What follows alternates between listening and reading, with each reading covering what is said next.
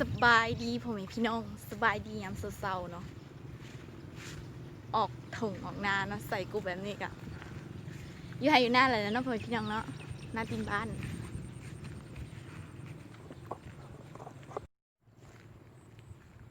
บรรยากาศเนาะพ่อแม่พี่น้องอากาศแดดๆประมาณ7-8-9 โมง10 โมงประมาณนี้แต่มาโลการับจ้างรอบสุดท้ายมีน้ำบ่สามีเนาะทางนั้นสามี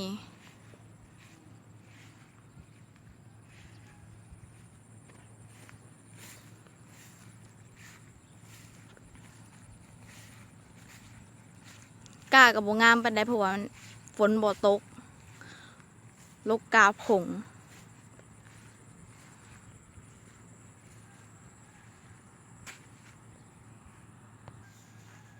สามีน่าจะได้ประมาณ30 มัด40 มัดแล้วใช่ไหมเธอปิดหน้ามาสิทางนั้นมันมืดปิดหน้ามาอีกโอ้เห็นแล้วสามีนะลงมือนะสามีนะลกก้าได้พี่น้องเอากูเปิดแฟลชดู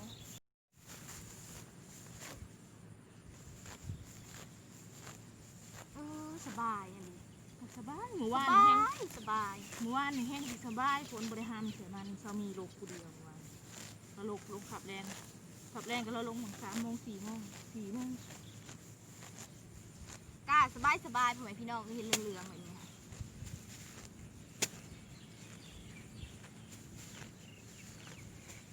ลกการับจ้างรอบสุดท้าย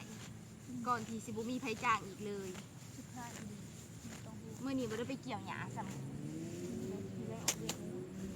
บ่แล้วก็แรงก็ไปเกี่ยวแน่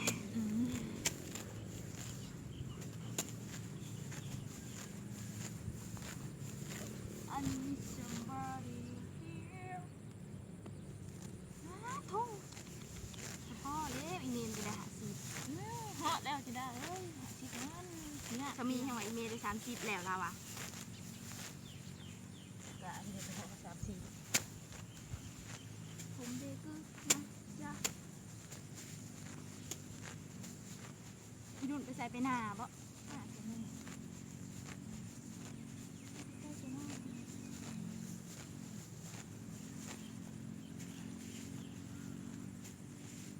คันโต๊ะไปสิกับมีทุกวันน้ำเนาะสูง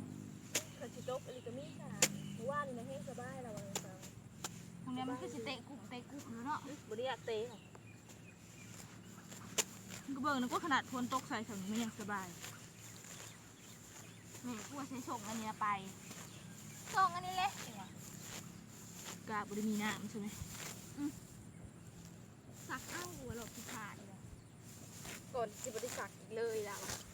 เสือทหารอันนั้นก็ยังบริษักมันกูไปที่ซักมือนี่เลยสุดกูท้ายจะไปแช่ไว้ก่อนวันที่คือจะวันยังอันดีไว้ใส่ไปหากินเนาะพี่ดาใส่ไปหาหน่อไม้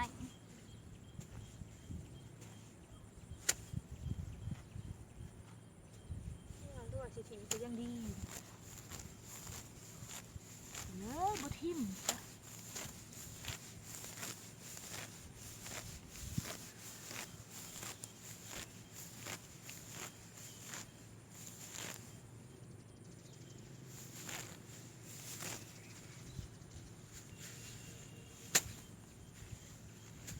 หาเงินเพื่อทำรายได้เสริม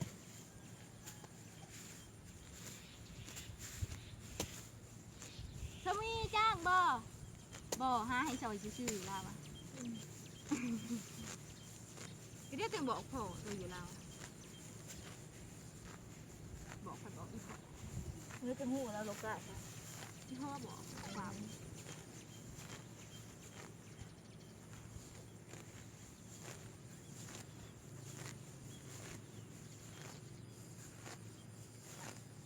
สู้แล้วว่าคือยังบ่เห็นไผตีกูกับจักแนวใดแล้ววะยันลาวพันแหงลูกกาเก่งแล้วน้องสิบจ่าจ้าง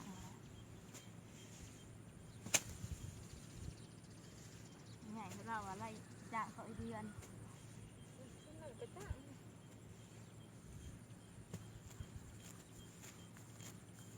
I miss somebody here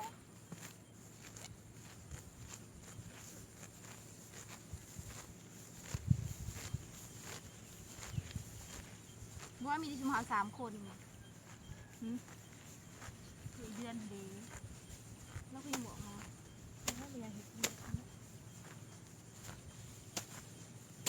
แดดโทรศัพท์อีกระเบิดตาย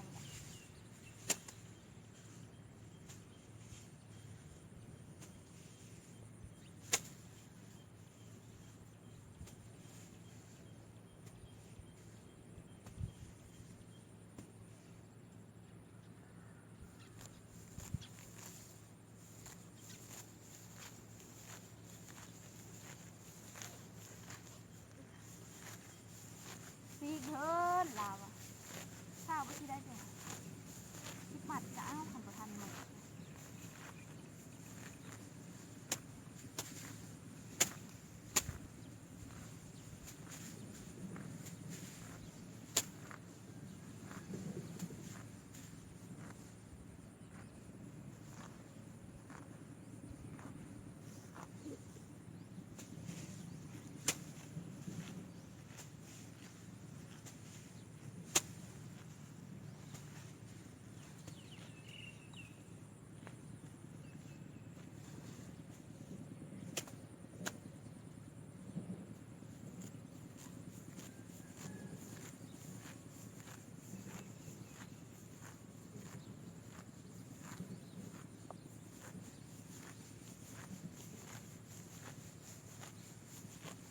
พอได้บัตรใบ 1ก็ยังดีดิ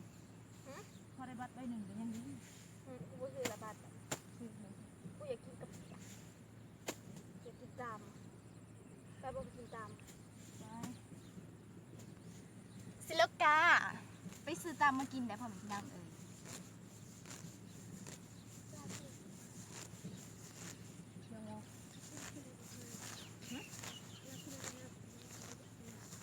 ให้ลูกหนึ่งบอกให้ลูกหนึ่งว่าเวลาคือนั่นออกมาอย่าพินากูให้ยังบริสุทธิ์เขา อย่างว่าเรายังเห็นจริง แล้วก็ยืนอยู่จักละยืนเห็นยังละย่าง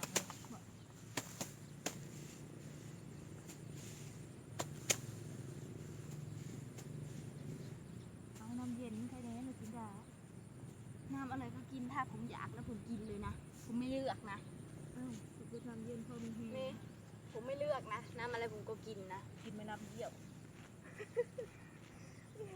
ผมกินหมดเลยนะ มึงจะกินไหมน้ำไหนานี่ น้ำไหนาผมก็กิน กูก็เคยกินมาแล้วพี่ลี่ได้หิวแห้งแต่ยังน้อยไปหากินหาคุดนี่แหละ บ่ได้บ่เคยกินขัดน้ำสารกูนำมาเบิด น้ำไหลใสดีดอกก็เห็ดเลย นำไปเลยเรา แต่ยังน้อยเด้เนาะบนด้านที่แดนจัง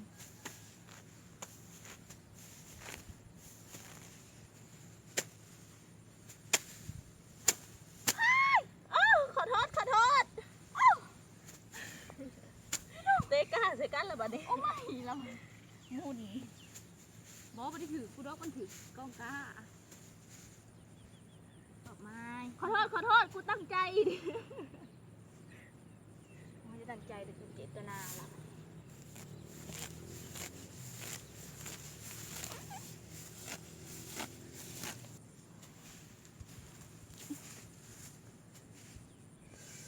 โอ้ยโทรศัพท์ก็เริ่มฮอนแล้วมาเด้อพ่อพี่น้องได้ลูกกาสอยนี่บ่ได้ลูกสื่อได้ลูกสอยเอาเงิน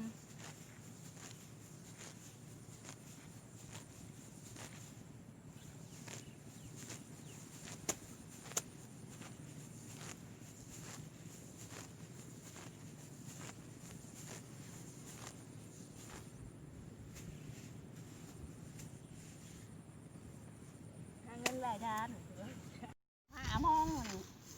เวลาได้ดำเนินมาแล้วนะครับ เป็นไดเม เมื่อย มาต้องการคุณซอยป่ะ มาเร็ว แซกพอร์ต มาซอยแน่อีเจ้า นี่มาใส่มาอีหลี 5 โมงบ่ได้อ่าน บรรยากาศ แดดโพดโพพ่อแม่พี่น้องเลยได้หน่อยกว่าหมูมาสวยกว่าหมูมาสามีได้หลายกว่าหมูสามีลอยปลายนี่ชิโร่เคยจังหมัดเจ้าขาทางกล่องมาบ่วะ ทั้งหมดสิค่ะ ไม่ใหญ่น้องนี่เราลูกกะมาลุงเพลละกะลุงมาลูกกาเลยเพราะว่า ไก่หวัดอ๋อฝนกระสิตกกับบตกตายแหละ ผมก็เท่ากันได้ตาย ฮอดน้องไม่ใหญ่จะบ่ได้แหมแขนไม่ใหญ่บ่แหมแขนบ่ แฮมพะแย้กูสิมาเอาเสือกู เอาคือว่าถอดเชือก มาเอากุ๊บก่อน ชิ้นผู้ได้ชานีนะ ฉันเขาได้ก่อนกู ชิ้นกระถอดเชือกกระถอดโอ้เราโหดอะไรพ่อแม่พี่น้องเลยเราโหดโหดตอกบ่